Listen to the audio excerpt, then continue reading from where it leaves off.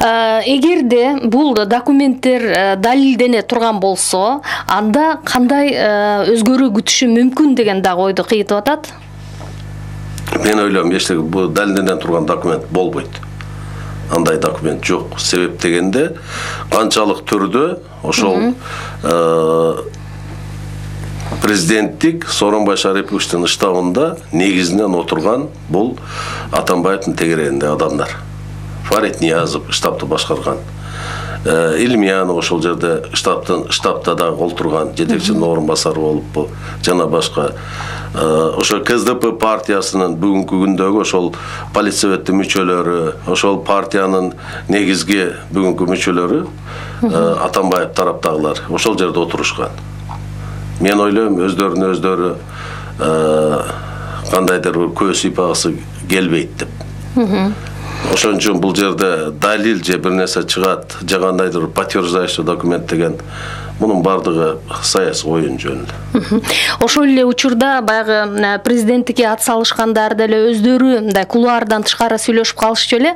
Мындай каражаттын которулушу, сарпталышы боюнча расмий маалыматтан тышкары дагы башка экинчи штаб иштеген, бейрасмий дагы мындай акча которуулар болгон деген пикирлер айтылып келе жатпайбы? Давайте парламенттик шайлоону алайык. Мен эми башыман өткөргөн нерсени айтам. Парламенттик шайлоодо официалдуу түрдө отчет тапшырасың.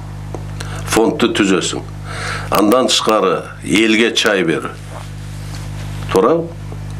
Ошончо элди кыдырып чай бересиң. Кээде кандайдыр бир маселелерди чечесиң. Анын баардыгы каражат менен чечилет. Бул болуп келген, келечекте дагы болот. Анан эчтеке болбойт, баардык кагаз иретинде ал качан гана болушу мүмкүн. Качан биз могу подкупту аябай катуу жоопкерчиликке алганда гана подкуп келечекте жок болушу мүмкүн. Ал эми подкупту бүгүн эртең жоюу деген бул утопия да. Эмне үчүн? Себеп дегенде бүгүнкү мыйзам боюнча андай жоопкерчилик жок. Если подкуп бир тыйын менен да бирөө кармалса, анын кандидатурасын же партияны списоктон алып салып, аны сызып салса, ошондо эhtiyаттык башталат.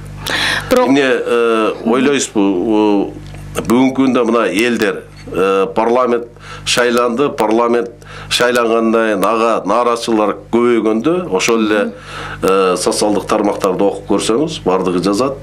Biz satılbaşımız gerek ele. Ошол сатылганда официалдуу акчадан сатып алды деп ойлойсузбу?